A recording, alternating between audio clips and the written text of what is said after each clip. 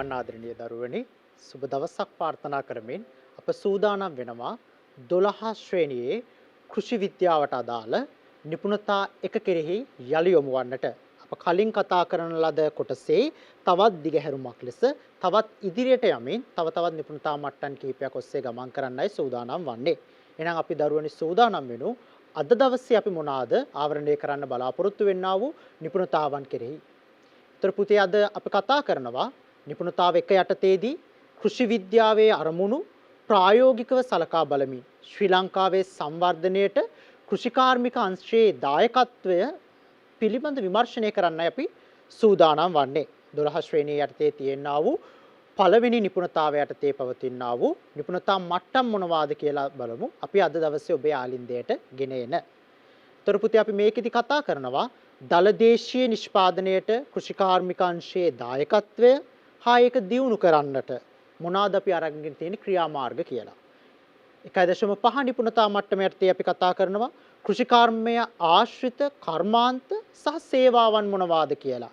ඊට අමතරව වර්තමාන කෘෂිකාර්මය සඳහා සේවා ලබා ගන්න පුළුවන් ආයතන මොනවාද කියන එකත් අපි මේකෙදි කතා කරනවා. අවසන් වශයෙන් දරුවනේ නිපුණතා මට්ටම් 1.7 යටතේ ශ්‍රී ලංකාවේ කෘෂිකාර්මික විභවය කියන කොටස කතා කරන්න සූදානම් වෙනවා. එහෙනම් පුතේ අපි එකින් එක පෙළගස්සමු කෘෂිකර්මයට අදාළ නිපුණතා එක කෙරෙහි පවතිනා වූ මේ නිපුණතා මට්ටම් කෙරෙහි අවධානය යොමු කරමු.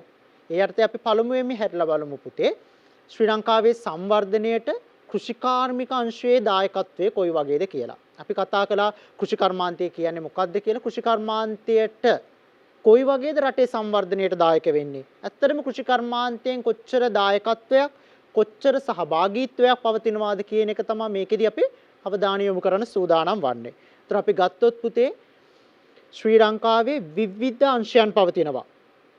කාර්මික අංශය, සේවා අංශය, කෘෂිකාර්මික අංශය. මේ යටතේදී කෘෂිකර්මාන්තය කියන එක කොපමණ බලපෑමක් එල්ල කරලා තියෙනවද රටෙහි සංවර්ධනයට කියන එක තමයි ගැඹුරින් අවධානය යොමු කරන්න සූදානම් වෙන්නේ. ඇත්තටම කෘෂිකර්මාන්තය කියන එක ලංකාවට ඇයි අවශ්‍ය වන්නේ? කෙටියෙන් ඇහුවොත් එයයි. එතකොට පුතේ අපි කතා කළොත් ජනතාවගේ පෝෂණයට හා ආහාර සුරක්ෂිතතාවයට දක්වන දායකත්වය තමයි පළමුවෙන්ම අපිට කෘෂිකර්මාන්තය කියන එක කතා කරපු ගමන් කතා කරන්න ලැබෙන්නේ. ඒතර කෘෂිකර්මාන්තය කියන එකේදී පුතේ අපිට පුළුවන් නම් කෘෂිකාර්මික නිෂ්පාදන කියන එක වැඩි කරන්නට අපිට පුළුවන් ඒ හරහා මොනවා කරන්නද ජනතාවගේ ආහාර අවශ්‍යතා සපුරා ගන්නට පුළුවන්. උදාහරණයක් විදිහට හිතන්න පුතේ අපි අක්කර 100ක වගා කරනවා අපි ඒක අක්කර 200ක් දක්වා ඉහළ දමනවා. මේ තුලින් මොකද්ද වෙන්නේ? ආහාර නැත්තම් නැත්තම් සහල් කියන එක වැඩි වෙනවා. සහල් කියන එක වැඩි වීම තුලින් තවත් බඩගින්නේ ඉන්න පුද්ගලයෙක් සඳහා ආහාර ලබා දීම අපි සිදු කරනවා. එහෙනම් පුතේ කෘෂිකර්මය හරහා කෘෂිකර්මාන්තය හරහා කුමක් සිදු වෙනවාද? මිනිසුන්ගේ ආහාර අවශ්‍යතාවය සපුරාලීමක් සිදු වෙනවා. එතකොට පුතේ අපිට පුළුවන් මේ විදියට සුරක්ෂිතව අපිට හොඳ ආහාර සැලසුමක් කෘෂිකර්මාන්තය හරහා ලබා දෙන්න පුළුවන් නම් දේශීය නැවුම් වසවිසෙන් තොර අපිට පුළුවන් නම් කාබනික පොහොර කාබනික නිෂ්පාදනයන් හරහා පැමිණෙන්නා වූ එළවලු පළතුරු දියුණු කරන්න ඒ හරහා අපේ සෞඛ්‍ය සම්පන්නභාවය නැත්නම් අපේ සෞඛ්‍යයට හිතකර භාවයත් වැඩි කර ගැනීමේ හැකියාවක් අපිට පවතිනවා. ඒ වගේම පුතේ අපිට පුළුවන් ආහාර සුරක්ෂිතතාවය ආරක්ෂා කරගන්න. අප විදේශ රටවල් වලින් ආහාර, විදේශ රටවල් වලින් එන්නා වූ පළතුරු, විදේශ රට වලින් එන්නා වූ කිරිපිටි මේ වෙනකම් බලන් ඉන්න අවශ්‍ය වන්නේ නැහැ. අපිට පුළුවන් අපේ රටේ අපිට අවශ්‍ය වෙන්නා වූ ආහාර අපි විසින්ම නිෂ්පාදනය කර ගැනීම තුළින් ආහාර සුරක්ෂිතභාවය පවත්වාගෙන යන්නට. එහෙනම් පුතේ ඔයගලන්ට තේරෙනවා ඇති කෘෂිකර්මාන්තය කියන එක කෘෂිකර්මය කියන විෂය ඔබ ඉගෙන ගැනීම තුළින් ඔබට රටේ සංවර්ධනයට දායක වීමේ හැකියාවක් පවතින බවට. අපි යමු දරුවනි ඊළඟ කොටසට. කෘෂිකර්මාන්තය කියන්නේ එක අංශයක් විතරද? කෘෂිකර්මාන්තය කියන එක තවත් කර්මාන්තවලට ආයෝජනයක්. තවත් කර්මාන්ත බිහි කිරීමට හේතු වෙන්නා වූ අංශයක් වෙන්නේ නැද්ද? අපි පුතේ ගත්තොත් කෘෂිකර්මාන්තය කියන එක කෘෂිකර්මාන්තය හරහා දෙන්නා වූ නිෂ්පාදන තවත් නිෂ්පාදනය කිරීමට තවත් කර්මාන්ත බිහි කිරීමට දායක වෙනවා. මොනවද පුතේ උදාහරණ? අපි උදාහරණයක් විදිහට ගත්තොත් සහල්. සහල් කියලා කියන්නේ වී නිෂ්පාදනය, වී නිෂ්පාදනය කියන්නේ වී ගොවීන් හරහා, වී ගොවීන් කියලා කියන්නේ පුතේ වී සම්බන්ධ කෘෂි කර්මාන්තයට අදාළ වන්නා වූ නිෂ්පාදනයක්. එතකොට ඒ විදියට හම්බෙන්නා වූ සහල් කියලා කියන්නේ පුතේ කෘෂි කර්මාන්තය හරහා අපට හම්බෙන්නා වූ නිෂ්පාදනයක්. මේ සහල් ආශ්‍රිතව අපි තවත් විවිධ නිෂ්පාදනය කරනවා. මොනවද පුතේ තවත් සහල් ආශ්‍රිත නිෂ්පාදනයන්? සහල් ආශ්‍රිතව අපි නිෂ්පාදනය කරනවා පුතේ සහල් වලින් නිෂ්පාදනය කරන ලද විස්කෝතු නැත්නම් අපි කියනවා බිස්කට්ස්. ඒ වගේම සහල් ආශ්‍රිත නූඩ්ලස්. මෙන්න මේ කර්මාන්ත දරුවනි සියල්ලක්ම හේතු වෙන්නේ ඒවාට අමුද්‍රව්‍ය විදිහට හේතු සාධක වන්නේ කෘෂි කර්මාන්තයේ පවතිනා වූ නිෂ්පාදනයන්. ඒ විතරක්ද? දැන් කෘෂි කර්මාන්තයේ කියන එක ගත්තාම අපි හැම ආහාර විතරමක්ද? නෑ දරුවනි. අපි තව උදාහරණයක් ගමු. අපි දන්නවා මේ දවස්වල පවතිනා වූ වසංගත තත්වයේ හේතුවෙන් අපි භාවිතා කරන අත්වැසුම්. ඒතොර රබර් අත්වැසුම්. ඒ වගේම රබර් ටයර් භාවිතා කරනවා අපි එදිනදා කටයුතු සඳහා. වාහන සඳහා රබර් ටයර් භාවිතා කරනවා. මේ සියල්ලක්ම පුතේ රබර් ටයර් රබර් වලින් අපි ගන්නා ලද අත්වැසුම් ගත්තාම ඔබට පෙවුනට මේක රබර් වලින් සාදන ලද නිෂ්පාදනයක් කියලා මේකේ පිටපස මේකේ පසුපස පවතින්නේ පසුබිමට හේතු වන්නේ කෘෂි කර්මාන්තයක්. ඔබ දන්නවා ඇති රබර් කියන එක රබර් නිෂ්පාදන සිදු කරන්නේ ස්වභාවිකව ගනු ලබන්නා වූ රබර් කියන එක හේතු කරගෙන ස්වභාවික රබර් කියන්නේ දරුවනි රබර් කර්මාන්තය කියන එක රබර් කර්මාන්තය කියන්නේ කෘෂි කර්මාන්තයේ යටතේ පැමිණෙනා වූ අංශයක්. එහෙනම් පුතේ කෘෂි කර්මාන්තයේ යටතේ තවත් නිෂ්පාදන ඉහළ නැංවීමට තවත් කර්මාන්ත බිහි කරන්නට කෘෂි කර්මාන්තය කියන එක දායක වෙනවා. එහෙනම් කෘෂි කර්මාන්තය කියන්නේ කර්මාන්ත සඳහා අමුද්‍රව්‍ය සපයන්නා වූ ස්ථානයකුත් වෙනවා. තවත් මොනවද දරුවනේ අපිට කතා කරන්න තියෙන්නේ. ඒතර අපි ගත්තොත් පුතේ විදේශ විනිමය ඉපීම සම්බන්ධයෙන් අපි දන්නවා ශ්‍රී ලංකාවටම අනන්‍ය වෙච්ච ශ්‍රී ලංකාවටම අනන්‍ය වුණු කුළුබඩු ශ්‍රී ලංකාවට අනන්‍ය වෙච්ච එළවලු පළතුරු පවතිනවා. ඒතර අපි ගත්තොත් විශේෂයෙන්ම ශ්‍රී ලංකාවේ පවතිනා වූ ගම්මිරිස් ශ්‍රී ලංකාවේ පවතිනා වූ කුරුඳු පොතු අපි කියනවා සිනමන් කියලා ශ්‍රී ලංකාවේ පවතිනා වූ විවිධ කුළු බඩු වලට පිට රටවල් වලින් විදේශ රටවල් වලින් ඉහළ ඉල්ලුමක් පවතිනවා. ශ්‍රී ලංකාවේ පවතිනා වූ දේශගුණික තත්ත්වය ශ්‍රී ලංකාවේ පවතිනා වූ පාරිසරික සාධක පාංශු සාධක වල බලපෑම ආවේනික සුවඳක් ආවේනික රසයක් ශ්‍රී ලංකාවට ආවේනික තත්ත්වයක් ගෙන එන්න හේතු සාධක වෙලා පවතිනවා. මේ නිසා දරුවනි විදේශ රටවල් වලින් ඉහළ පිළිගැනීමක් ශ්‍රී ලංකාවේ පවතිනා වූ කෘෂි නිෂ්පාදන සඳහා පවතිනවා. එහෙනම් පුතේ මේ විදිහට කෘෂි නිෂ්පාදන අපිට පුළුවන් විදේශ රටවල් වලට අපනයනය කරන්න. මේ විදිහට අපනයනය කිරීම තුළින් මොනවා වෙනවද පුතේ අපිට විදේශ රටවල් වලින් ආදායම ලැබෙනවා. ඒ කියන්නේ විදේශ විනිමය ඉපීම සඳහා කෘෂි කර්මාන්තය කියන එක ගොඩාක් වැදගත් සාධකයක්. ගොඩාක් වැදගත් තෝතැන්නක් බවට පත් වෙනවා. අපි බලමු තවත් මොනවාද කෘෂි කර්මාන්තය සම්බන්ධයෙන් පවතිනා වූ දායකත්වයේ කියලා. දැන් අපි කතා කළා පුතේ කෘෂි කර්මාන්තය කියන එක ගත්තාම කෘෂි කර්මාන්තය කියන එක තුලින් විවිධ රැකී අවස්ථා නිර්මාණය වෙනවා. ඔබට පේනවා ඇති ආදරණීය දරුවනි මේකේ පවතිනා වූ වගුව 2013 2014 2015 2016 2017 2018 කියන වර්ෂ ගත්තාම අපි 1950 1960 වගේ වලට ගියොත් කෘෂි කර්මාන්තයෙන් 51ක් 54ක් අතර ප්‍රමාණයක් සේවා නියුක්තියක්. ඒ කියන්නේ වැඩි සේවා දායකත්වයක් තියෙනවා. ඒතර පුතාලට පේනවා ඇති 2018 2017 වගේ අවුරුදු වල ගත්තොත් සාමාන්‍යයෙන් කෘෂි කර්මාන්තයට 25.5ක් 25ක වගේ ප්‍රමාණයක දායකත්වයක් පවතිනවා. කර්මාන්ත අංශය සඳහා 27ක් 28ක වගේ ප්‍රමාණයක්. සේවා අංශය සඳහා 46ක වගේ ප්‍රමාණයක් රැකියා නියුක්තියක් සිදු කිරීම කෘෂි අංශය විසින් සිදු කරනවා. එහෙනම් පුතේ ඔයගලන්ට පේනවා ඇති අපේ රටෙහි විවිධ රැකියා නිර්මාණය කිරීමත් විවිධ රැකියා උත්පාදනය කිරීමත් කෘෂි කර්මාන්තය අංශයේ සිදු වෙනවා. දැන් ඔබට එකපාරට සිතෙනවා ඇති කෘෂි කර්මාන්තය කියපු ගමන් එහෙනම් සියලුම දෙනා ගොවීන් නෑ පුතේ. මීට අමතරව ඍජු සහ වක්‍ර රැකියා විශාල සංඛ්‍යාවක් කෘෂි කර්මාන්තය ආශ්‍රිත පවතිනවා. ඇත්තටම අපේ රට ගත්තාම පුතේ ඔබට පේනවා ඇති ජනගහනයෙන් 70%ක් ජීවත් වෙන්නේ ග්‍රාමීය ප්‍රදේශවල. ග්‍රාමීය ප්‍රදේශ අවට තමා 70%ක පමණ ජනගහනය ජීවත් වෙන්නේ. මොවුන්ගේ ප්‍රධාන ජීවනෝපාය නැත්නම් ප්‍රධාන ජීවිකාව විදියට අපි සලකන්නේ කෘෂි කර්මාන්තය. ඔවුන් වී වගා කරනවා, ඔවුන් කුළු බඩු වගා කරනවා, ඔවුන් සත්ත්ව පාලනය සඳහා යොමු වෙලා තියෙනවා, දීවර කටයුතු සඳහා යොමු වෙනවා. මේ විදිහට කෘෂි කර්මාන්තය ආශ්‍රිතව තමයි ඔවුන් යොමු වෙලා තියෙන්නේ. මම කියවනේ ආදරණීය පුතේ ඔබට කෘෂි කර්මාන්තය කියන එක ගත්තාම කෘෂි කර්මාන්තයේ පවතිනා වූ රැකියා අපිට ප්‍රධාන කොටස් දෙකකට බෙදා දක්වන්න පුළුවන් කියලා. එකක් ඍජු රැකියා, අනිත් එක වක්‍ර රැකියා. ඔබ ඍජුවම කෘෂි කර්මාන්තයේ සමග බැඳිලා පවතිනවා නම් ඒ වගේ රැකියාව අපි හඳුනනවා පුතේ ඍජු රැකියාවන් කියලා. උදාහරණයක් විදිහට හිතන්න මම වී වගාව කරනවා මම වී වගාවට ගිහිලා සහභාගී වෙනවා. එතකොට පුතේ වී වගාවත් සමග ඍජුවමයි මම දායක වෙලා ඉන්නේ. එතකොට මම ඍජු රැකියා යටතේ මම අයත් වන්නේ ඍජු රැකියා අංශයට. උදාහරණයක් ගමු පුතේ වී වගාව සත්ව පාලන ආශ්‍රිතය උදාහරණයක් විදිහට හිතන්න මම බිත්තර නිෂ්පාදනය කරනවා. මම කුකුළුන් නැති කරනවා. සත්ව පාලනය කෙරෙහි මම එළුවන් නැති කරනවා.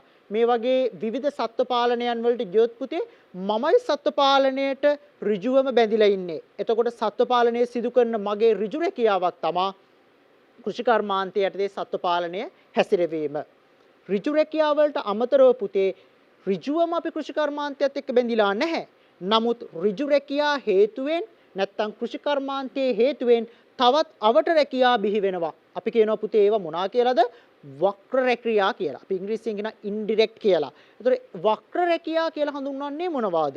උදාහරණයක් විදිහට අපි ගමු කෘෂි නිෂ්පාදන කියන දේවල් තියෙනවා. කෘෂි නිෂ්පාදනයන් මොනවා කරන්න වෙනවද? අපිට අලෙවි කරන්නට සිදු වෙනවා.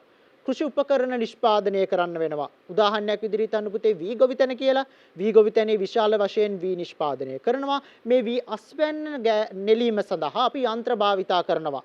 එතකොට වී නිෂ්පාදනය කිරීමට භූමිය සකසන්න වෙනවා. එතකොට අපි ට්‍රැක්ටර් භාවිතා කරනවා. මෙන්න මේ සියල්ලම පුතේ අප ඍජුවම කෘෂි කර්මාන්තයේ බැඳුනේ නැතත් මේ ට්‍රැක්ටර් නිෂ්පාදනය කිරීම කෘෂි කර්මයේ සඳහා අවශ්‍ය වෙන්නා වූ පොහොර වගේ දේවල් නිෂ්පාදනය කිරීම කෘෂි කර්මයේ සඳහා අවශ්‍ය වෙන්නා වූ කෘෂි රසායනික ද්‍රව්‍ය නිෂ්පාදනය කිරීම එතකොට ඒ රැකියාවන් කෘෂි කර්මයේ හේතු වෙන්නේ නැති වෙන්නා වූ වක්‍ර රැකියාවන් කියලා අපි හඳුන්වනවා. එතකොට පුතේ කෘෂි කර්මය තුළ වක්‍ර රැකියා සහ ඍජු රැකියා කියන දෙකම අපිට දැක ගැනීමේ හැකියාවක් පවතිනවා. අපි යමු දරුවනේ ඊළඟ කොටසට. කාර්මික හා සේවා අංශය සඳහා වෙළඳ පළ සැපීම. දැන් අපි පුතේ කතා කළා කෘෂි කර්මාන්තය. අපි කිව්වා අපේ ලංකාව තුල කෘෂි කර්මාන්තය කියන දේ තියෙනවා, සේවා අංශය කියලා දෙයක් තියෙනවා, කාර්මික අංශය කියලා දෙයක් තියෙනවා. අපි කියනවා service sector, industry sector and agricultural sector කියලා. ඒතර මේ සේවා අංශය, කාර්මික අංශය සහ කෘෂි කාර්මික අංශය ගත්තොත් ඔබට සමහර වෙලාවට හිතෙනවා ඇති අපිට මෙහෙම කරන්න පුළුවන් නේ. කෘෂි කර්මයෙන් ගත්තාම කෘෂි කර්මයෙන් අපේ දලදේශීය නිෂ්පාදනයට ලැබෙන දායකත්වය ගොඩක් අඩුයිනේ. ඒ හින්දා අපිට පුළුවන් සේවා සහ කාර්මික අංශ විතරක්ම ලංකාවේ ඉදිරියට ගෙනියන්න. කෘෂි කර්මය කියන එක අතහැරලම දාන්න පුළුවන් නේ කියලා. බලන්න පුතේ මේ උදාහරණය. කෘෂි කර්මය කියන එක ගත්තහම පුතේ කෘෂි කාර්මික අංශයට තාක්ෂණය යොදා ගැනීම ඉහළ මට්ටමක පැවතීමෙන් සේවා අංශයේ වර්ධනය වීමක් සිදු වෙනවා. ඒ කොහොමද? උදාහරණයක් විදිහට හිතන්න පුතේ අපේ වැඩි වශයෙන් වී වගාවට යොමු වෙනවා. එතකොට අපි හිතන්න පුතේ අපිට අවශ්‍ය වෙනවා කොහොමද වී හරියට නිෂ්පාදනය කරගන්නේ? කොහොමද වී නිෂ්පාදනයට අවශ්‍ය භූමිය සකසා ගන්නේ? වී නිෂ්පාදනය ආශ්‍රිතව ඇති වෙන්න පුළුවන් පරිබෝධ තත්ත්ව මොනවාද? වී නිෂ්පාදනයේ ගුණාත්මක භාවය ඉහළ නංවන්නේ කොහොමද? මේ හැමදේමට පුතේ අපිට මොනවා වෙනවද? දැනුම අවශ්‍ය වෙනවා. එතකොට අපි කියනවා ඒවට උපදේශන සේවා අවශ්‍ය වෙනවා කියලා. අපි කියනවා ඉංග්‍රීසියෙන් extension services කියලා.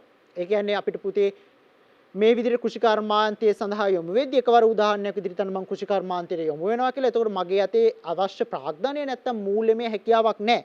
එතකොට මට පුතේ අවශ්‍ය වෙනවා බීජ මිලදී ගන්න, රසායනික ද්‍රව්‍ය මිලදී ගන්න, පොහොර මිලදී ගන්න. එතකොට අපි බිත්තර වී මිලදී ගන්න මට මුදල් අවශ්‍ය වෙනවා. ඒ වගේ වෙලාවට මට යන්න වෙනවා බැංකු සේවාවන් සඳහා.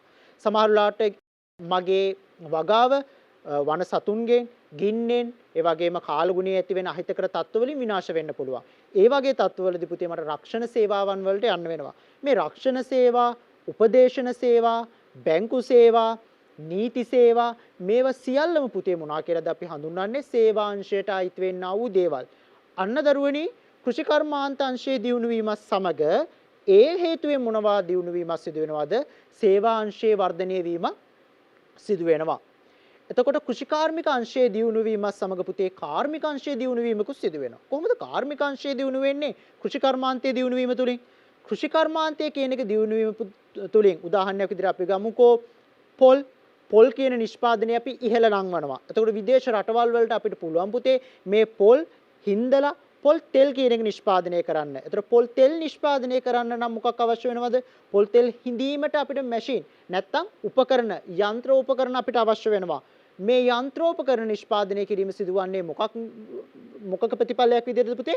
කාර්මික අංශයේ දියුණු වීමේ ප්‍රතිඵලයක් විදිහට. තවත් උදාහරණයකට යමු පුතේ. අපි හිතන්නේ වැඩි ප්‍රමාණයක් උදාහරණයක් විදිහට මම මෙවර කන්නේ මගේ සියලුම කටයුතු සාර්ථක වෙලා වැඩි අස්වැන්නක් ගත්තා. උදාහරණයක් විදිහට වැඩි එළවලු ප්‍රමාණයක්, වැඩි පළතුරු ප්‍රමාණයක් ලබා ගත්තා. මේව කල් තියා ගන්න ඕනේ. එහෙනම් මට මේවා සඳහා ශීතකරණ, ගබඩා කිරීමේ පහසුකම් අවශ්‍ය වෙනවා. එතකොට මේ ශීතකරණ, ගබඩා කිරීමේ පහසුකම්, ඇඹරුම් යන්ත්‍ර මේ සියල්ලම නිර්මාණය වෙන්නේ පුතේ කාර්මික අංශයේ පවතිනා වූ දියුණුවක් නිසා. අන්න පුතේ කෘෂි කර්මාන්තය කියන එක අනෙක් අපි කතා කරන කාර්මික හා සේවා අංශ කියන ඒවටත් වෙළඳපොළ සපයනවා. කෘෂි කර්මාන්තයේ තමයි මූලික වශයෙන් සේවා අංශයයි බැඳිලා ඉන්නේ. සේවා අංශයෙන් තම සේවා සපයන්නේ. කාර්මික අංශයෙන් නිෂ්පාදනය කරනා වූ නිෂ්පාදන සපයන්නේ කෘෂි කර්මාන්තයට. ඒතර පුතේ කෘෂි කර්මාන්තය හේතුවෙන් තව මොන සාධක දියුණු වෙනවාද? සේවා සහ කාර්මික කියන අංශත් දියුණු වීම සිදු වෙනවා. එහෙනම් කෘෂි කර්මාන්තය කියන්නේ කාර්මික සහ සේවා අංශ ඇදගෙන යන්නා වූ බලවේගයක් කියලාත් අපිට කියන්න පුළුවන්. අපි යමු දරුවනි තව දුරටත් ඉදිරියට. අපි ගත්තාම 2019 වර්ෂයේදී අපි කතා කරන කෘෂි කාර්මික අංශය, කර්මාන්ත අංශය සහ සේවා අංශය සැලකුවාම කොච්චර දායකත්වයක් තියෙනවාද කෘෂි කාර්මික අංශයෙන් දලදේශීය නිෂ්පාදනය සඳහා? අපි ගත්තොත් පුතේ ඔයගලන්ට පේනවා ඇති 7.42ක් ආසන්න වශයෙන් 7.5ක් ආසන්න වශයෙන් 7ක ප්‍රමාණයක් මොනවා වෙනවද පුතේ? දලදේශීය නිෂ්පාදනයට අපි දායකත්වයේ සපයනවා. මේ 2019 දී දලදේශීය නිෂ්පාදනයට දක්වන දායකත්වය. ඒ කියන්නේ ඔයගලන්ට පේනවා ඇති පුතේ ශ්‍රී ලංකාව තුල දලදේශීය නිෂ්පාදනයේ ඉහළ නැංවීම සඳහා කෘෂිකාර්මික අංශය දායකත්වයක් සපයනවා කියලා. අපි යමු දරුවනි තව දුරටත් ඉදිරියට. ආදරණීය දරුවනි පසුගිය විභාග ප්‍රශ්නවලත් ඔබගෙන් අසලා තිබෙන පැනයක්. දලදේශීය නිෂ්පාදනයේට කෘෂිකාර්මික අංශයේ දායකත්වය දක්වන්න. කෘෂිකාර්මික අංශයේ දක්වන දායකත්ව වන ශේෂ්ත්‍ර දක්වන්න කියලා. ඒතර අපේ දුවල පුතාලා සමහර වෙලාවට මේක ගැටලුකාරී තත්ත්වයක් කරගෙන මේකෙදි පිළිතුර ලියනවා කෘෂිකර්මාන්තය, සේවාංශය සහ කාර්මික අංශය කියලා. නමුත් පුතේ ගැටලුවෙන් අහන්නේ කෘෂිකාර්මික අංශයේ දක්වන දායකත්වයේ දක්වන ශේෂ්ත්‍ර. ඒ කියන්නේ කෘෂිකාර්මික අංශයේ මොනවාද ශේෂ්ත්‍රයන්, කෘෂිකාර්මික අංශයේ පවතිනා වූ කොටස් මොනවාද කියලායි අහන්නේ කෘෂිකර්මාන්තයේ දලදේශීය නිෂ්පාදනයේ ඉහළ නැංවීම සඳහා. එතකොට පුතේ අපි ඉස්සෙල්ලා කතා කරපු කොටස් හතරයි මේකෙදී ඔබ පිළිතුර වශයෙන් ලියා දක්වන්න ඕනේ. මොනවද පුතේ අපි පිළිතුර වශයෙන් ලියා දක්වන්න ඕනේ? භෝග වගාව. එතකොට භෝග වගාව ගත්තාම වී වගාව වෙන්න පුළුවන්, එළවලු, පළතුරු වගාවන් වෙන්න පුළුවන්. සත්ව පාලනය. සත්ව පාලනය ගත්තාම කුකුළුන් නැති කිරීම, ගවයින් නැති කිරීම මේ වගේ සත්ව පාලනයන්. වන සම්පත් මං කිව්ව පුතේ සමහර වෙලාවට අපි කෘෂිකර්මයේදී සමහර වෙලාවට අපි වන සම්පත් නිර්මාණය කරනවා දැව සඳහා. එතකොට වන සම්පත් කියන එක කෘෂිකර්මයේ යටතේ පැවතෙනා වූ ශේෂ්ත්‍රයක්. අවසාන වශයෙන් පුතේ දීවර හා ජලද සම්පත්. අපි කිව්වා කරදිය, මිරිදිය මසුන් සහ සුරතල් මසුන් ඉන්නවා. මේ විදිහට කරදිය, මිරිදිය, සුරතල් මසුන් මොනවා වෙනවද කෘෂිකර්මාන්තයේ යටතේ වැටෙන්නේ. එහෙනම් පුතේ අපි කතා කළොත් කෘෂිකර්මාන්තයේ අංශයේ පවතිනා වූ ප්‍රධාන ශේෂ්ත්‍රයන් හතර මොනවාද කියලා භෝග වගාව, සත්ව පාලනය, වන සම්පත, දීවර හා ජලද සම්පත කියන කොටස් හතර තමයි පුතේ දලදේශීය නිෂ්පාදනයේට කෘෂිකර්මාන්තික අංශයේ පවතිනා වූ දායක වෙන ශේෂ්ත්‍රයන් හතර. අපි යමු දරුවනේ ඉදිරියට. අපි ගත්තොත් පුතේ ශ්‍රී ලංකාවේ වර්තමාන කෘෂිකර්මාන්තය අපි දන්නවා ශ්‍රී ලංකාවේ විවිධ පාර්ශවයන් විවිධ ආකාරයෙන් විවිධ භෝග, විවිධ සත්ව පාලන, විවිධ දීවර කටයුතු සහ විවිධ වන සම්පත් හරහා කෘෂිකර්මාන්තයට දායක වෙනවා. ශ්‍රී ලංකාවේ වර්තමාන කෘෂිකර්මාන්තයේ දියුණු කරන්න රජයක් විදියට රජයේ මැදිහත් වීමකුත් පවතිනවා. මොකද රාජ්‍ය මැදිහත් වීම අපි කතා කළා පුතේ අපිට තිබ්බ යපුම් කෘෂිකර්මාන්තයක්. ඒ යපුම් කෘෂිකර්මාන්තයේදී අපි සුවන් පෝෂිත වෙලා හිටියා. ඒ කාලයේදී රජවරුන් මොනා කළාද? විවිධ වශයෙන් වැව් නිර්මාණය කරමින් විවිධ වශයෙන් සුවන් පෝෂිත ආර්ථිකයක් නංවාලීම සඳහා රාජ්‍ය මැදිහත් වීමක් දක්වලා දුන්නා. දැනුත් පුතේ මොකක් වෙනවද අපේ කෘෂිකර්මාන්තයේ ඉහළට සංවර්ධනය කරන්න, කෘෂිකර්මාන්තය ඉහළට දියුණු කරන්න රාජ්‍ය ක්‍රියාමාර්ග කිහිපයක්ම ගෙන තියෙනවා. අපි කතා කරමු පුතේ මොනවාද ඒ ක්‍රියාමාර්ග කියලා. පළවෙනියට බලන්න ආදරණීය දරුවනේ ඔබ දන්නවා ඇති කෘෂිකර්මාන්තය කියන එක කරගෙන යාම සඳහා සහනාධාර අපිට අවශ්‍ය වෙනවා. ඒ අර්ථය ඔබ දන්නවා පොහොර සහනාධාර අපි විශේෂයෙන්ම ලබා දෙනවා ගොවීන්ව දිරිමත් කිරීම සඳහා. ණය පහසුකම් සපයනවා. සහතික මිල ක්‍රියාත්මක කරනවා. මොකද පුතේ සහතික මිල ක්‍රියාත්මක කිරීමක් කියලා හඳුන්වන්නේ? උදාහරණයක් විදිහට හිතන්න පුතේ මම ගොවියෙක්. මම වී ගොවිතැන සිදු කරනවා. උදාහරණයක් මම දැන් වී අස්වැන්න අරගෙන ඉවරයි. මගේ අස්වැන්න ඇවිල්ලා ඉල්ලනවා කිලෝ එකක් රුපියල් 2කට, කිලෝ එකක් රුපියල් 5කට. මොකක් වෙයිද? අපිට ලබා ගන්න පුළුවන් ආදායම, අපිට ලබා ගන්න පුළුවන් ලාභය අඩු වෙනවා. එතකොට රජය විසින් නීතියක් පනවනවා ඕනෑම පුද්ගලයෙක් මේ විදිහට ගොවියෙක්ගෙන් වී මිලදී ගන්නවා නම් ඒ සඳහා අවම මිලක් ලබා දිය යුතුයි කියලා. උදාහරණයක් විදිහට අපි ගත්තොත් මේ කාලයේදී කිලෝ එකක් රුපියල් 35ක්, කිලෝ එකක් රුපියල් 40ක මිලක් නම් ඔබට බෑ මගෙන් ඇවිල්ලා ඉල්ලන්න කිලෝ එක රුපියල් 10ට දෙන්න කියලා. එතකොට මොකක් වෙනවද දරුවනේ? කිලෝ එක රුපියල් 35කට 40කට සම්මත ඉහළ මිලකට ලබා දීමේ හේතුවෙන් අපේ ගොවියාව අපි ආරක්ෂා කර ගැනීමට බැඳිලා ඉන්නවා. එහෙනම් පුතේ ඒක තමයි අපි හඳුන්වන්නේ මොකක් කියලාද? සහතික මිල ක්‍රමය කියලා. එතකොට මේ සහතික මිල ක්‍රමයට වඩා අඩු මිලකට ඔබ ගොවියෙක්ගෙන් වී මිලදී ගත්තොත් ඒක ඔබ නීතියට පටහැනිව ක්‍රියාත්මක කළා වෙනවා. එතකොට මේක තමයි රජයක් විසින් ගනු ලබන සහතික මිල ක්‍රියාත්මක කිරීම. එතකොට මේ සිදු කරන්නේ රජයේ විසින්මයි. ඒ වගේම දරුවනි කෘෂි රක්ෂණ ක්‍රම අනුගමනය කරනවා. ඔබ දන්නවා විවිධ ස්වභාවික ව්‍යසනයන් අපිට ඇති වෙන්න පුළුවන්. සමහර වෙලාවට අපි දන්නවා කෘෂි කර්මාන්තයේ කියන්නෙම විවිධ සාධක වලට හේතු වෙන විවිධ අංශයන්ගේ බලපෑම් වලට යටත් වෙන්නා වූ විවිධ පරිසර බාහිර පරිසරයන්ගේ විවිධ කටයුතු වලට හසු වෙන්නා වූ කර්මාන්තයක්. උදාහරණයක් පුතේ හයියෙන් වැස්සොත්, හයියෙන් ගම් වතුරක් තිබුණොත්, නියඟ කාලයක් ඇති වුණොත් මොකක් වෙනවද ආදරණීය දරුවනි? අපේ වගාව විනාශ වෙනවා. ඒතර මේ වගේ අවස්ථාවකදී අපි ගොවියව ආරක්ෂා කරගන්න ඕනේ. ඊළඟ කන්නේ සඳහා වගා කරන්න යම් මුදලක් අතේ තියෙන්න ඕනේ. මේ වගේ වෙලාවට අපි කරන්නේ කෘෂි රක්ෂණ ක්‍රමවේදයන් හඳුන්වලා දෙනවා. අපි කියනවා වගා හානි ක්‍රමවේදයන් කියලා. ඒතර මේ හරහා පුළුවන් මොනා කරන්නද අපේ ගොවියාව ආරක්ෂා කරගන්නට. ඊට පස්සේ පුතේ ගොවියන්ට අපි විශ්‍රාම වැටුප් හඳුන්වලා දෙනවා.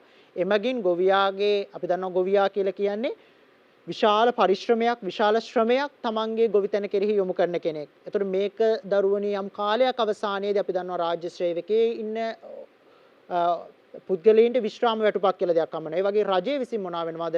ගොවි විශ්‍රාම වැටුප් කියන ක්‍රමවේදයන් හඳුන්වලා දෙනවා. එතකොට මේ සියලුම දේවල් කරන්නේ පුතේ ගොවියාගේ පවතිනා වූ ගොවියාගේ තත්ත්වය ඉහළ නැංවන්න, ගොවියාට පවතිනා වූ ගොවියාගේ හිතකර සාධක දියුණු කරන්න.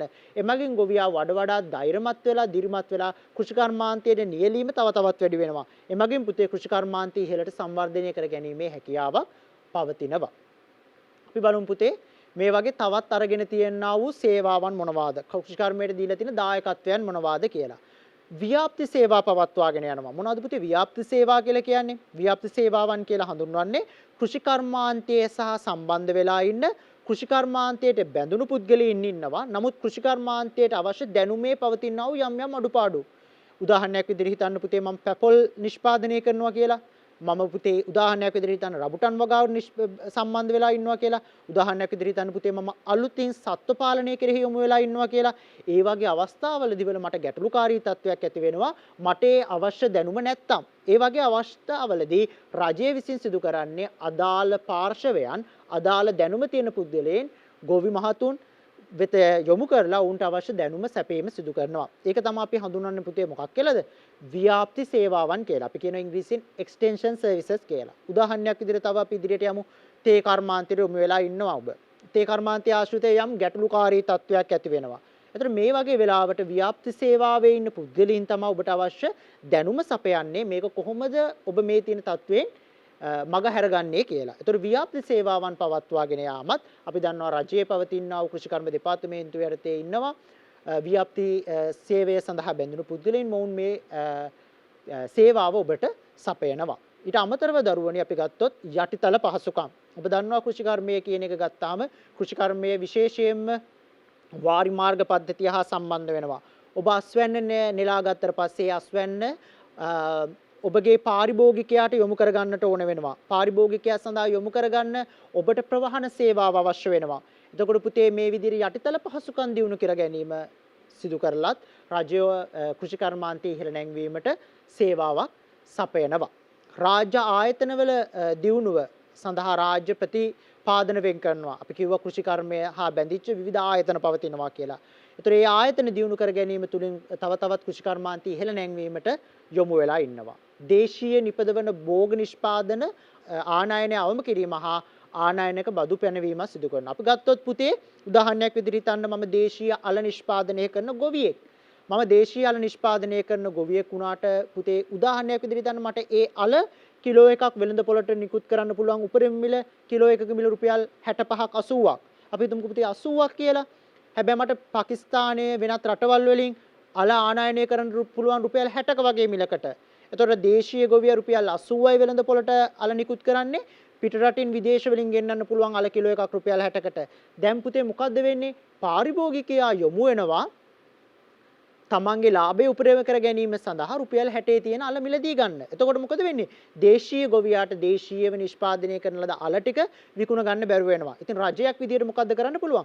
පිට රටින් ආනයනය කරන්නා වූ අර්ථාපල්, පිට රටින් ආනයනය කරන්නා වූ එළවලු, පිට රටින් ආනයනය කරන්නා වූ පළතුරු වගේ දේවල් වලට ආනයනික බදු ආනයනික සීමාවන් පනවනවා. එමගින් මොනා කරනවද පුතේ? දේශීය ගොවියාව ආරක්ෂා කර ගැනීමටත් රජය බැඳිලා ඉන්නවා. අපි ගත්තොත් පුතේ භෝග හා සත්ව නිෂ්පාදනය කියන ඒවා ගබඩා කිරීමට අවශ්‍ය පහසුකම් වැඩි දියුණු කිරීමත් රජය විසින් සිදු කරනවා. උදාහරණයක් විදිහට අපි ගත්තොත් වී අස්වැන්නේදී වී වල යම් කාල සීමාවලදී වැඩිපුර වී අස්වැන්නක් ලැබෙනවා.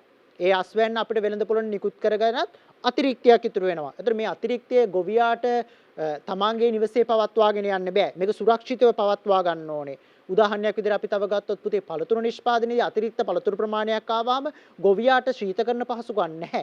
එතකොට රජය විසින් කරන්නේ මේ අතිරික්ත වෙළඳ පොළොන් නිකුත් කර ගැනීමට නොහැකිව පවතිනා වූ අතිරික්ත ප්‍රමාණය රජය විසින් මිලදීගෙන ගබඩා කර ගැනීමේ පහසුකම් සැපයීමත් සිදු කරනවා. එහෙනම් දැන් දුවල පුතාලට හොඳින් තේරෙනවා ඇති කෘෂි කර්මාන්තය ඉහළ නැංවීම සඳහා රජය විවිධාකාර ක්‍රියාමාර්ග ගෙන තියෙනවා කියලා. තවත් අපි තව ඉස්සරහට කතා කරමු පුතේ. රටෙහි විවිධ පරීක්ෂණ ආයතන පිහිටවනවා. එමගින් භෝග පිළිබඳ නොයෙක් පරීක්ෂණ සිදු කරනවා. උදාහරණයක් විදිහට අපි ගත්තොත් සේනා දළඹු උවදුර මේ වගේ අවස්ථාවලදී මොනා කරනවද? රජය මේක ඒ විදිහට වෙන්න ඉඩ දීලා බලන් ඉන්නේ නැහැ. රජය විසින් මොනා කරනවද පුතේ? විවිධ පරීක්ෂණ ආයතන පිහිටවලා තියෙනවා.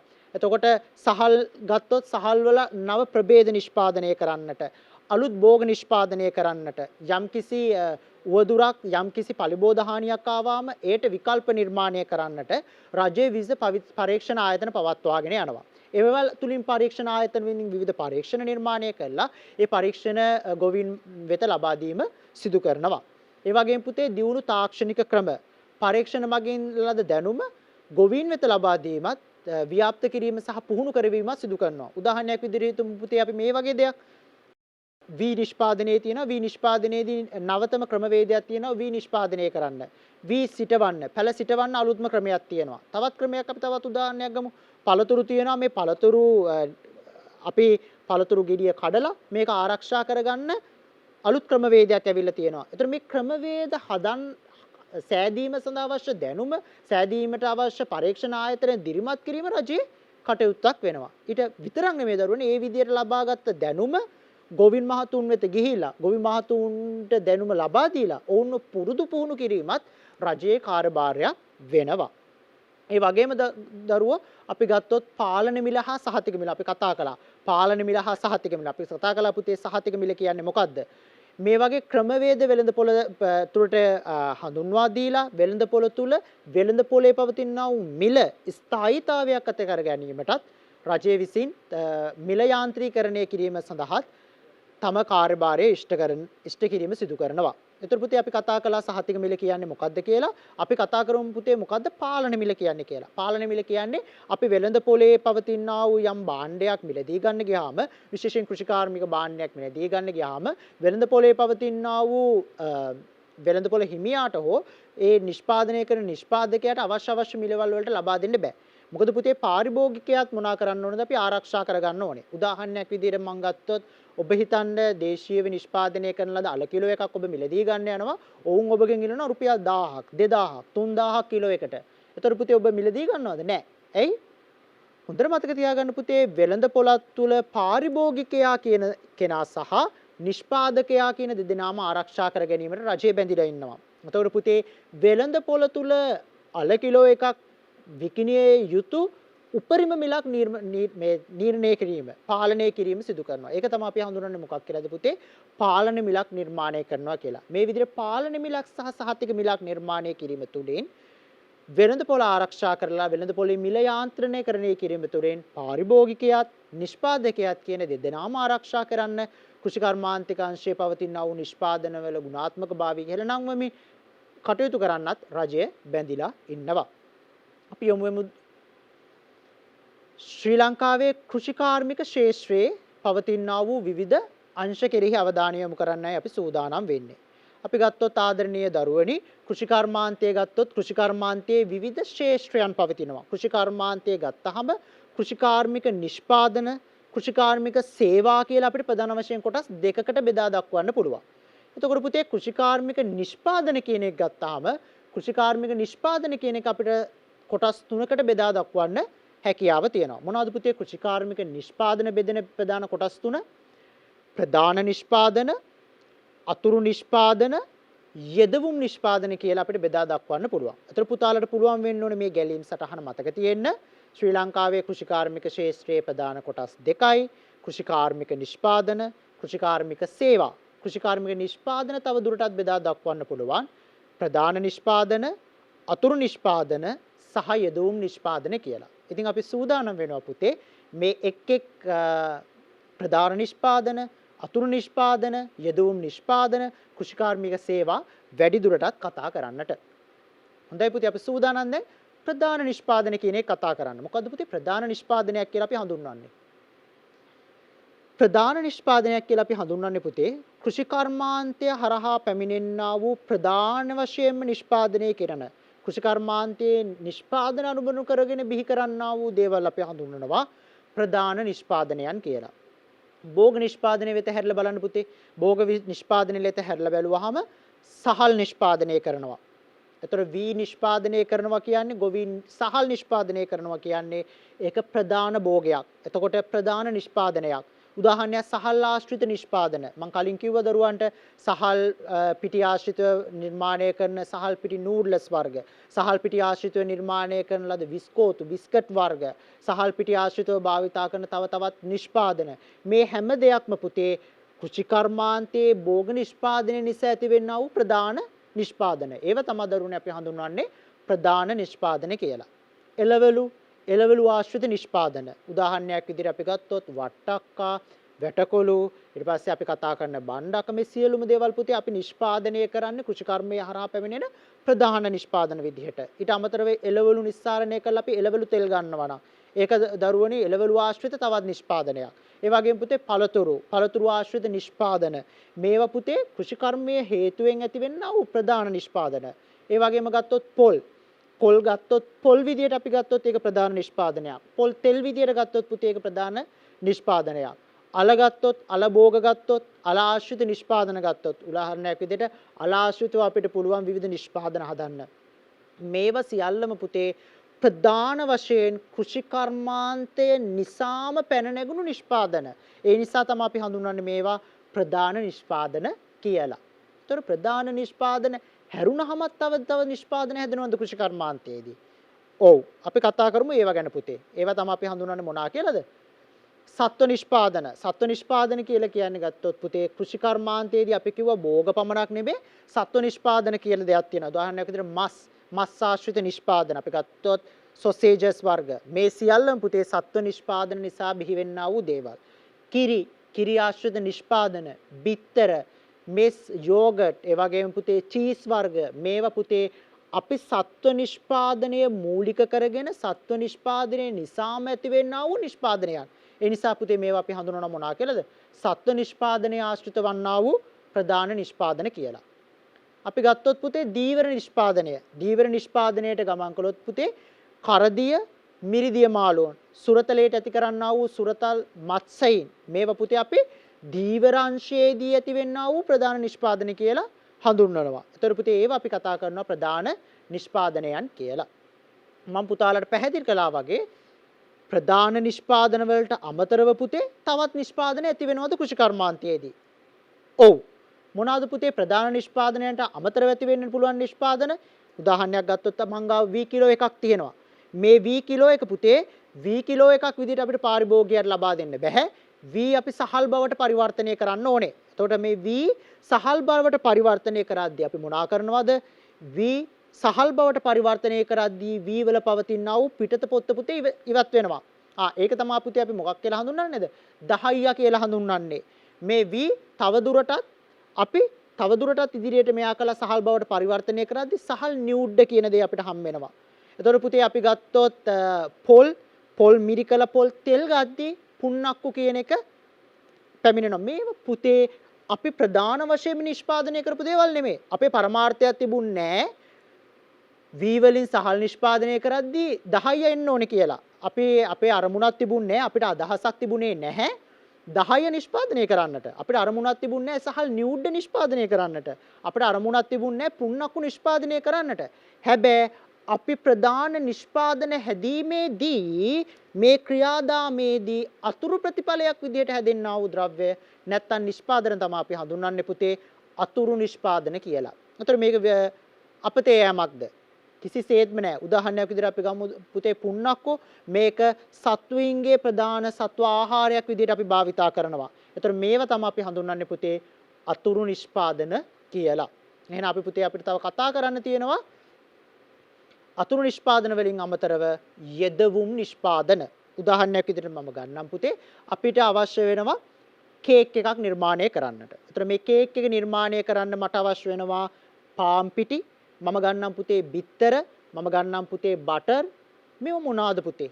මේවා කේක් එක නිර්මාණය කරන්න මම භාවිතා කරන ලද යෙදවුම් කියලා හඳුන්වනවා. ඒ වගේම පුතේ අපි ගත්තොත් කෘෂි කර්මාන්තය උදාහරණයක් විදිහට මම භෝග වගාවට සම්බන්ධ වෙලා ඉන්නවා නම් උදාහරණයක් විදිහට මම එළවලු නිෂ්පාදනය කරනවා නම් මට එළවලු නිකම් නිෂ්පාදනය කරන්න බෑ. එළවලු සඳහා එළවලු බීජ ගන්න ඕනේ.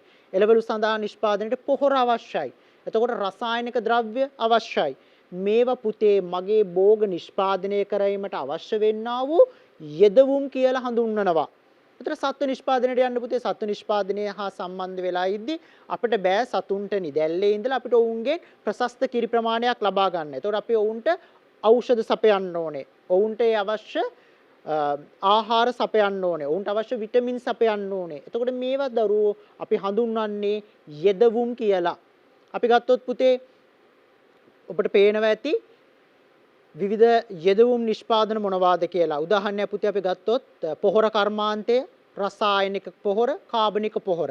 එතකොට කෘෂි රසායන කර්මාන්තය ගත්තොත් වල්නාශක, කෘමිනාශක, දිලීරනාශක කියන ඒවා. මේවා පුතේ යෙදවුම්. ඒ කියන්නේ කර්මාන්තයේ ඉදිරියට පවත්වාගෙන යාම සඳහා අවශ්‍ය වෙන්නා වූ අමුද්‍රව්‍ය යෙදවුම් කියලා හඳුන්වනවා. යම් පුතේ දීවර කර්මාන්තේ මොකද අපි දීවර කර්මාන්තයේ සාමාන්‍ය කෘෂි කර්මාන්තයේ කතා කරද්දී කතා වෙනව අඩුයි. එහෙනම් මම ගන්නම් දීවර කර්මාන්තයත්. දීවර කර්මාන්තයේ ගද්දි පුතේ අපිට බෑ දීවර කර්මාන්තයේදී මස්සීන්ව නිකන් ගිහිල්ලා අල්ලන් එන්න. අපිට ඒකට මොනවා වෙනවද? බෝට්ටු අවශ්‍යයි. දීවර දැල් අවශ්‍ය වෙනවා. ඒ වගේම පුතේ අපිට මොනවා වෙනවද? දීවර ආම්පන්න කියලා අපි හඳුන්වනවා. මේ හැමදේම මොනවා වෙනවද පුතේ? දීවර කර්මාන්තයේ යෙදෙන පුද්ගලයාට අවශ්‍යයි. ඒතර දීවර කර්මාන්තයේ සඳහා බෝට්ටුවක් සපයනවා නම් දීවර කර්මාන්තය සඳහා දීවර දැලක් සපයනවා නම් පුතේ දීවර දැල බෝට්ටුව කියලා කියන්නේ දීවර කර්මාන්තය සඳහා භාවිතා වුණ යෙදවුම්. එහෙනම් ඒව නිෂ්පාදනය කරනවා නම් පුතේ අපි ඒව හඳුන්වනවා යෙදවුම් නිෂ්පාදන කියලා. එහෙනම් දැන් මම හිතනවා මගේ දරුවන්ට පැහැදිලි ඇති කෘෂි කර්මාන්තිකයේ ශාස්ත්‍රය ගත්තාම ප්‍රධාන නිෂ්පාදන කියන ඒවා, ඒ වගේම අපි කතා කරන ලද අතුරු නිෂ්පාදන කියන ඒවා, ඒ වගේම අපි කතා කරන යෙදවුම් නිෂ්පාදන කියන ඒවා. මේවා පුතේ මොනවා යටතේද යන්නේ? නිෂ්පාදන කියන එක යටතේ. අපි කතා කළා ඊට අමතරව සේවා කියලා දෙයක්ත් තියෙනවා කියලා. එහෙනම් අපි සූදානම් වෙමු දරුවනි සේවා කියන්නේ මොකක්ද කියලා කතා කරන්නට. හොඳයි පුතේ කෘෂිකාර්මික සේවා කියන එක ගත්තාම කෘෂිකාර්මික සේවාවක් කියන්නේ අපි ගත්ත නිෂ්පාදන කියලා. නිෂ්පාදන කියන එක පුතේ අපිට මෙහෙම අල්ලලා බලලා අපිට කියන්න පුළුවන් දෙයක්. උදාහරණයක් විදිහට මම ගත්තොත් මේ තියෙනා වූ උපකරණය මට මෙහෙම අල්ලලා කියන්න පුළුවන්. ඒ කියන්නේ මේක පුතේ නිෂ්පාදනයක්. ඒව තමයි අපි පුතේ ඉස්සෙල්ලා කතා කළේ. උදාහරණයක් විදිහට පොහොර, උදාහරණයක් විදිහට අපි කතා කරපු බෝට්ටු, දැල් ආම්පන්න, ඊට පස්සේ අපි කතා කරපු බීජ, ඒව පුතේ අපිට අල්ලලා කියන්න පුළුවන්. ඒකයි අපි පුතේ නිෂ්පාදන කියලා කතා කළේ. එතකොට අපිට මෙහෙම අල්ලලා කියන්න බැරි සමහර දේවල් තියෙනවා. ඒවා අපි හඳුනනවා පුතේ සේවාවන් කියලා. ඒතර කෘෂිකාර්මය හා සම්බන්ධ වෙච්ච සේවාවන් මොනවාද? ඔබ දන්නවා ඇති. ඔබ වෛද්‍යවරයෙක් ගාවට ගියොත් වෛද්‍යවරයා ඔබට සපයන්නේ සේවාවක්. ඔබ ගුරුවරයෙක් ගාවට ගිහිල්ලා ඉගෙන ගත්තොත් පුතේ ගුරුවරයා සපයන්නේ ඔබට සේවාවක්. ඔබ තැපැල් කාර්යාලයකට ගියොත් ඔබ තවත් බැංකුවකට ගියොත් ඔවුන් සිදු කරන්නේ සේවාවක්. දැන් අපිට පොඩ්ඩක් නුහුරු ගතියක් තේරෙයි පුතේ කෘෂිකර්මාන්තයේ මේ වගේ සේවාවල් තියෙනවද කියලා. ඔව්. කෘෂිකර්මාන්තය කියන එක ගත්තාම පුතේ කෘෂිකර්මාන්තය තුල තියෙනවා කෘෂිකාර්මික උපදේශන සේවාවන්. මොකද පුතේ කෘෂිකාර්මික උපදේශන සේවාවන් කියන්නේ මම කලිනුත් පැහැදිලි කළා. ඔබට යම් ගැටලුවක් කෘෂිකර්මාන්තය ආශ්‍රිතව ඇති වුණොත් ඒක සඳහා ලබා දෙන සේවාව අපි හඳුන්වනවා කෘෂිකාර්මික උපදේශන සේවාව කියලා. එතකොට පුතේ කෘෂිකාර්මික උපදේශන සේවාව මේකයි කියලා ඔබට අල්ලලා පෙන්වන්න බෑ. නමුත් ඒක පුතේ සේවාවක්. අපි කියන සර්විස් එකක් කියලා. කෘෂිකාර්මික පරීක්ෂණ සේවාව. අපි දන්නවා පුතේ ජනගහනය වැඩි වෙනවා. විවිධ පලිබෝධ පැමිණෙනවා. මේවට ඔරොත්තු දීම සඳහා අපිට මොනවා වෙනවද පුතේ? අපිට වැඩි දියුණු කරලා ශාක අවශ්‍ය වෙනවා. වැඩි දියුණු කරන ලද භෝග අවශ්‍ය වෙනවා. ඒව තමයි අපි හඳුන්වන්නේ මොනවා කියලාද පුතේ? කෘෂිකාර්මික පරීක්ෂණ සේවාවන් කියලා. බතලේ වල පරීක්ෂණ ආයතනය, ඊට පස්සේ ගන්නොරුව පරීක්ෂණ ආයතනය මේවල සිදු කරන්නේ පුතේ පරීක්ෂණ ක්‍රියාදාමයන්. පරීක්ෂණ වල ප්‍රතිඵල විදිහට නව ප්‍රභේද හඳුන්වලා දෙනවා. නව ක්‍රමවේදයන් හඳුන්වලා දෙනවා. එතකොට මේවා පුතේ අපි හඳුන්වනවා කෘෂිකාර්මික පරීක්ෂණ සේවාවන් කියලා. ඒවා විතරක්ද නෑ. මූල්‍ය හා රක්ෂණ සේවාවන් අපිට පුළුවන් පුතේ අපි කිව්වා කලින් කෘෂිකර්මයේදී ආශ්‍රිතව වෙද්දී කෘෂි හානි සිදු වෙනවා. වගාවන් වලට හානි වෙන්න පුළුවන්. ඒ හින්දා අපි කිව්ව මොනවා කරනවද? රක්ෂණ සේවාවන් දෙනවා. ඒතකොට ඒවා සේවාවන්. අලවිකරණය, බෙදා හැරීම කියන එක ගත්තාම ඒවාවත් මොනවාද අපි ගන්න පුතේ? සේවාවන් විදියට සලකනවා. ඊට පස්සේ කෘෂිකාර්මික පුහුණු සේවාවන්. උදාහරණයක් විදිහට ඔබ අලුතෙන් කෘෂිකර්මාන්තය සඳහා යොමු වෙන කෙනෙක් නම්, ඔබ අලුතෙන් සත්ව පාලනය සඳහා යොමු වෙනවා නම්, ඔබ අලුතෙන් දීවර කර්මාන්තයට යොමු වෙනවා නම්, ඔබට පුහුණුවක් අවශ්‍යයි. ඒ විදිහට පුහුණුව සැපයීමත් අපි හඳුන්වනවා පුතේ කෘෂිකාර්මික පුහුණු සේවාවක් කියලා. යටිතක පහසුකම් දියුණු කිරීම. උදාහරණයක් විදිහට මාර්ග ප්‍රතිසංස්කරණය කිරීම මේ වගේ යටිතල පහසුකම් නිර්මාණය කිරීමත් දරුවනේ අපි හඳුන්වනවා සේවාවක් කියලා. කෘෂිකාර්මික ඉදිකිරීම සේවා. උදාහරණයක් විදිහට අපි ගත්තොත් ඔබ අලුතෙන් ඉදි කරන්න සූදානම් වෙනවා හරිතාගාරයක්. ඔබ අලුතෙන් ඉදි කරන්න අපි කියනවා ග්‍රීන් හවුස් එකක් කියලා. ඔබ අලුතෙන් ඉදි කරන්න සූදානම් වෙනවා ඔබගේ අස්වැන්න ගබඩා කරගන්න පුළුවන් තැනක්. ඒතර මේවා පුතේ නිර්මාණය කර ගැනීම සේවාවේ සිදුවෙන්නා වූ කාර්යභාරයක්. එහෙනම් මම හිතනවා මගේ ආදරණීය දරුවන්ට පුළුවන් දැන් විස්තර කරන්න ප්‍රධාන නිෂ්පාදන, ඊට පස්සේ අතුරු නිෂ්පාදන, ඊට පස්සේ අපි කතා කරපු යෙදවුම් නිෂ්පාදන සහ කෘෂිකාර්මික සේවාවන් කියන ප්‍රධාන අංශයන් සැකවින් විස්තර කරගන්න පුළුවන් ඇති කියලා. අපි තවදුරටත් ඉදිරියට යමු පුතේ. මොනවද අපි තව ඉදිරියට කතා කරගන්න තියෙන්නේ? අපි ගත්තොත් පුතේ වර්තමාන කෘෂිකර්මාන්තය සඳහා සේවා ලබා ගත හැකි ආයතන මොනවාද? දැන් මම කියවනේ පුතාලට අපි දන්නවා අපිට යමක් ඉගෙන ගන්න අවශ්‍යයි නම් අපි යන්නේ ගුරුවරයෙක් හඳුනා ගන්න අපි යන්න ඕනේ පාසලකට. ඒ වගේ පුතේ අපිට කෘෂිකාර්මික සේවාවක් අවශ්‍ය වුණොත් මගේ ගොවිපළ තියෙනවා, මගේ ගොවිපළේ ඉන්න සත්තුන්ට යම් රෝගයක් හැදිලා. දැන් පුතේ මට අවශ්‍ය වෙනවා මේ රෝගය සඳහා ප්‍රතිකාර ගන්න. ඒතර පුතේ ඒ ප්‍රතිකාර ගන්න මම මේ සේවාව ගන්න කාගෙන්ද? කොහෙන්ද මට මේ විදිහට සේවාව ගන්න තියෙන ආයතන කියලා බලන එක තමයි අපි හඳුන්වන්නේ වර්තමාන කෘෂිකර්මාන්තය සඳහා සේවා ලබා ගත හැකි ආයතන කියලා. දැන් පුතාලට තීරයේ දිස් වෙනවා ඇති කෘෂිකාර්මික ශ්‍රේෂ්ඨයේ නියැලී පුද්ගලයන්ට කෘෂිකාර්මික උපදෙස් ලබා දීම කියන ප්‍රධාන අංශය. එතකොට පුතේ මේකෙදි රෝග පාලනය කිරීම, යටිතල පහසුකම් ලබා දීම, විවිධ සේවා පහසුකම් සපයා දීම, පොහොර ඇතුළු කෘෂි රසායනික බීජ හා රෝපණ ද්‍රව්‍ය සපයා ගැනීම, වෙළඳපොළ පිළිබඳ තොරතුරු ලබා දීම, නව සොයා ගැනීම පිළිබඳ දැනුවත් වීම, අපනයන වෙළඳපොළ පිළිබඳ ගවේෂණ කිරීම, මෙන්න මේවා තමයි පුතේ අපිට කෘෂිකාර්මික උපදෙස් විදිහට කෘෂිකාර්මයේ නියැලෙන පුද්ගලයන්ට කෘෂිකාර්මික උපදෙස් විදිහට ලැබෙන්නා වූ සේවාවන්. අපි ගත්තොත් පුතේ සේවා ලබා ගන්න පුළුවන් ප්‍රධාන ආයතන දෙකක් තියෙනවා. රජයේ මැදිහත් වෙලා ඉන්නවා ඔබට සේවාව සපයන්න. අපි හඳුන්වනවා ඒවා රාජ්‍ය ආයතන කියලා. රාජ්‍ය නොවන ආයතන පවතිනවා. අපි හඳුන්වනවා පුද්ගලික ආයතන, බහුජන සංවිධාන, අන්තර්ජාතික සංවිධාන, ගොවි සංවිධාන කියන ඒවා පුතේ රජයේ විසින් ක්‍රියාත්මක වෙන්නේ නැහැ. ඒවා අපි හඳුන්වනවා රාජ්‍ය නොවන ආයතන කියලා. පරීක්ෂණ ආයතන, ව්‍යාප්ති හා පුහුණු ආයතන, අලවිය හා සම්බන්ධ ආයතන, පසුවස්වනු තාක්ෂණ ආයතන කියන ඒවා ගත්තාම පුතේ ඒවා අපි හඳුන්වනවා රාජ්‍ය ආයතන කියලා. එහෙනම් පුතේ ඔබට කෘෂිකාර්මයේ ආශ්‍රිත සේවාවක් ලබා ගන්න ඕන නම් රාජ්‍ය ආයතන වලට යොමු වෙන්නත් පුළුවන්, පෞද්ගලික ආයතන වලටත් යොමු වෙන්න පුළුවන්. ඉතින් මගේ දරුවන්ටත් මම ඉල්ලනවා පුතේ ඔයගොල්ලෝ බලන්න ඔබ දන්නා රාජ්‍ය ආයතන සහ රාජ්‍ය නොවන ආයතන මොනවාද සේවාවන් ලබා දෙන්නේ මොනවාද එක් එක් ආයතනවල පවතිනා වූ පසුබිම කියලා විමර්ශනය කරන්න කියලා. අපි යමු දරුවනේ ඉදිරියට.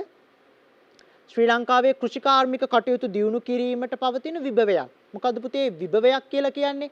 උදාහරණයක් විදිහට ගත්තොත් පුතාලා අධ්‍යයන පොදු සහතික පත්‍ර උසස් පෙළ විභාගයේ පෙනී සිටිලා ඒකෙන් විශ්වවිද්‍යාල සරස විවරන් ලබා ගන්න පුතාලා තුල දුවල තුල පවතිනා වූ හැකියාව අපි කියනවා පුතාලගේ තියෙනා වූ විභවය කියලා.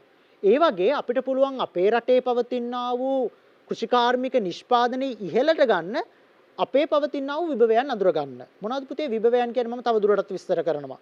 උදාහරණයක් විදිහට ගත්තොත් මගේ නිවසේ ඉඩකඩ පවතිනවා නම් මගේ නිවසේ ශ්‍රමය මට දෙන්න පුළුවන් නම් හොඳින් ජලය පවතිනවා නම් හොඳින් හිරු රැස් පවතිනවා නම් මට මොනා කරන්න පුළුවන්ද පුතේ මගේ ගෙදර එළවුලක් පළතුරක් හිටවීමේ හැකියාවක් පවතිනවා. අන්න පුතේ මගේ නිවසේ පැවති ඉඩකඩ මගේ නිවසේ පැවති ජලය මගේ නිවසේ පැවති ශ්‍රමය මොනවා කියලාද අපි හඳුන්වන්නේ පුතේ මට පැවති විභවයන් කියලා. ඒ වගේ අපේ ලංකාවේ කෘෂිකර්මාන්තයේ ඉහළ නංවන්න ලංකාවේ පවතිනා වූ විභවයන් මොනවද කියලා තමයි අපි දැන් බලන්න සූදානම් වෙන්නේ. දැන් පුතාලට පේනවා ඇති භෝග වගා ශ්‍රේෂ්ඨය ගත්තාම භෝග වගා ශ්‍රේෂ්ඨය ලංකාවේ දිරිමත් කරන්න ඒ සඳහා පවතිනා වූ විභවයන් මොනවාද කියලා. උදාහරණයක් අපි ගත්තොත් පුතේ වී වගාව කියන එක ගත්තාම වී වගාව, පළතුරු වගාව, එළවලු වගාව කියන ඒවා ඉහළ නංවන්නට මොනවාද ලංකාවේ තියෙන විභවය. පළවෙනි එක තමයි පුතේ භෝග වගා කිරීමට සුදුළු විශාල ඉඩම් ප්‍රමාණයක් අපේ ලංකාවේ පවතිනවා.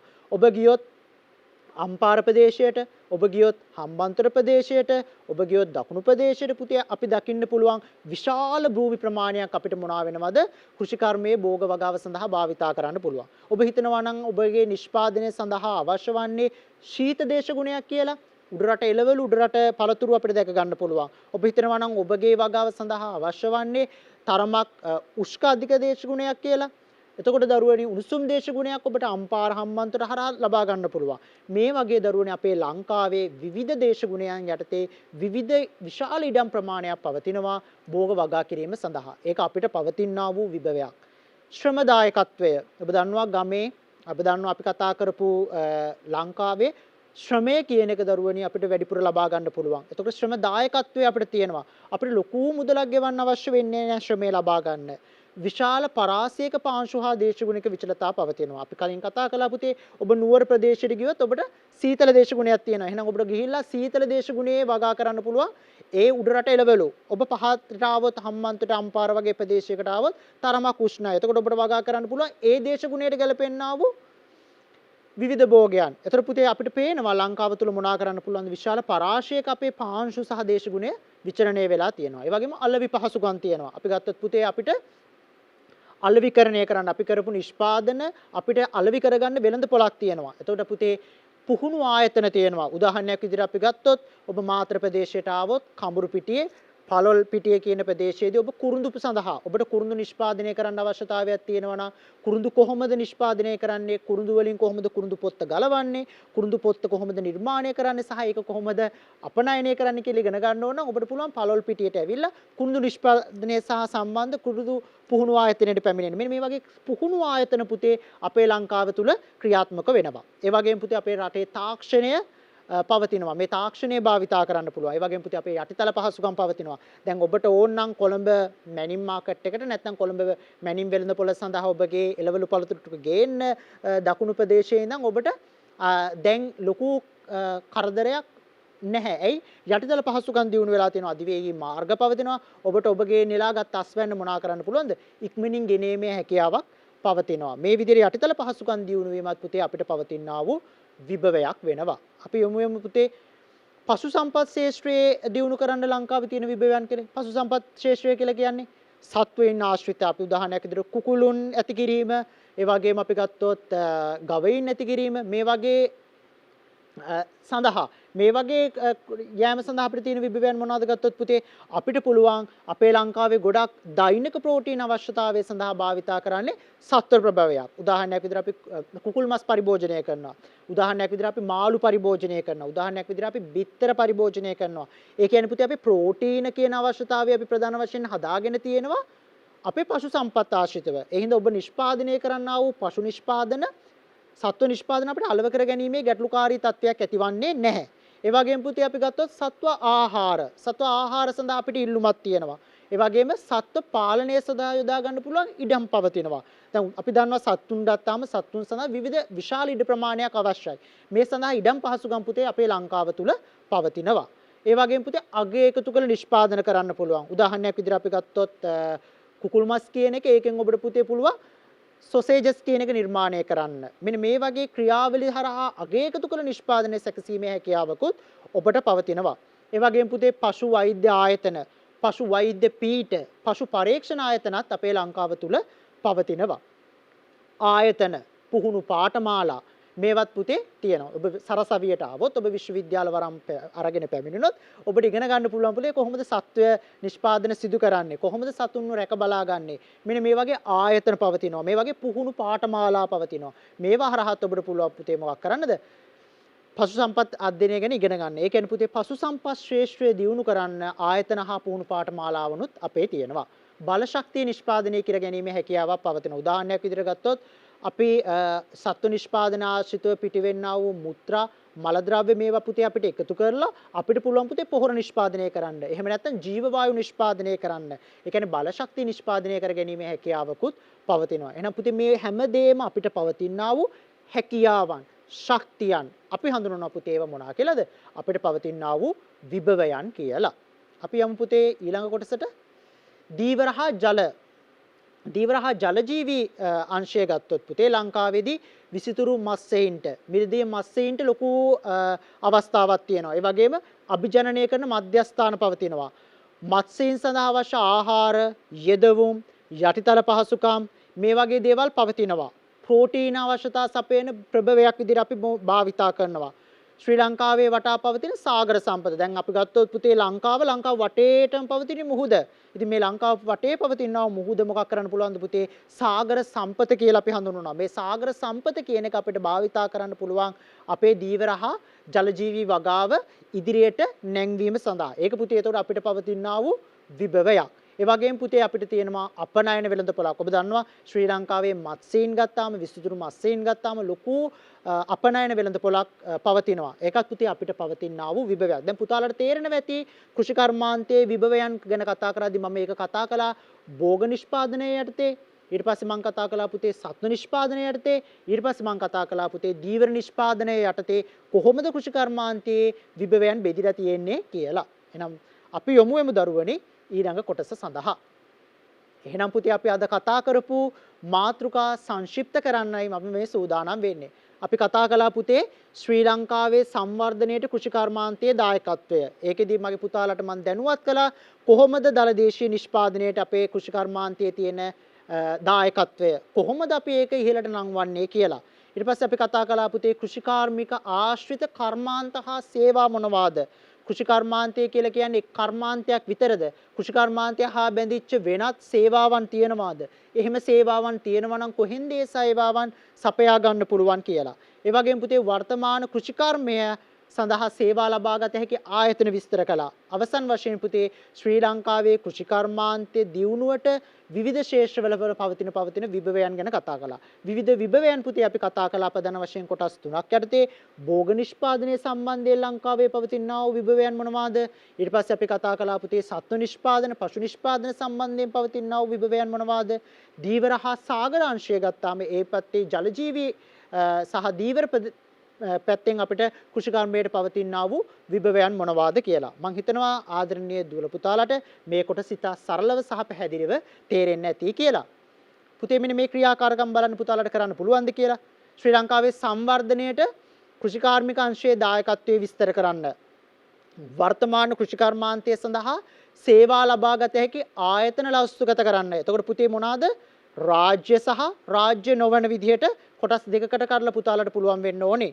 ශ්‍රී ලංකාවේ කෘෂි කර්මාන්තයේ දියුණු කරන්න විවිධ ක්ෂේත්‍රවල පවතින විභවය විස්තර කර ගැනීමේ හැකියාවක් පුතාලට තියෙන්න ඕනේ. එහෙනම් පුතේ 12 ශ්‍රේණියට අදාළ කෘෂි විද්‍යාව යටතේදී අපි කතා කරන ලද නිපුණතා එක යටතේ අපි කතා කරන ලද නිපුණතා මට්ටම් අවසන් නිපුණතා මට්ටම් ටිකයි අපි අද දවසේදී කතා කළේ. මම හිතනවා අපේ පුතාලට මේක සඳහා හොඳ දැනුමක් ලැබෙන්න ඇති කියලා. මේ දැනුම තව තවත් ඉදිරියට වර්ධනය කරමින් හොඳින් එළමෙන අධ්‍යයන පොදු සහතික පත්‍ර උසස් පෙළ විභාගයට සහභාගී වෙලා හොඳින් ජයක් අරගෙන විශිෂ්ට ජයක් කරහා සරසවිය වෙත පැමිණෙන්න ජීවිතේ ජය ගන්න ලැබේවයි කියා ප්‍රාර්ථනා කරනවා. එහෙනම් ආදරණීය දරුවනි ඔබ සියලු දෙනාටම ආයුබෝවන් සුබ දවසක් වේවා.